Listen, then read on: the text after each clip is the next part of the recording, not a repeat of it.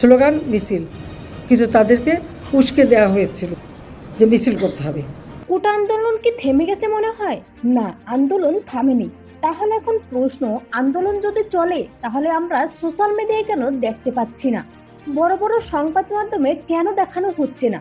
এর একটাই উত্তর, আন্দোলনের কোনো ভিডিও সোশ্যাল মিডিয়ায় দিতে নিষেধ করেছে সরকার, আর এজন্য ফেসবুক বন্ধ করে দিয়ে সাধারণ মানুষের মুখ বন্ধ করে দিয়েছে। তবে এবার একটা ভিডিও ভাইরাল হয়েছে, সেটা হচ্ছে নাটকের অভিনেতা তৌসিফ মাহমুদের কোটা আন্দোলনে ছাত্রছাত্রীর সাথে দেখা গেছে। তবে এবার এই বিষয়ে ক্ষেপেছেন প্রধানমন্ত্রী।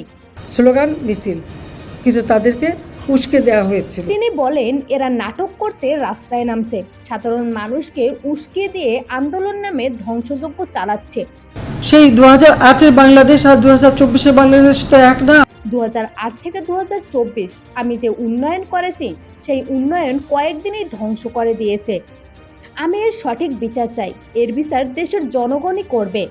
সো এই বিষয়ে আপনার মতামত কি জানিয়ে দিন কমেন্ট করে।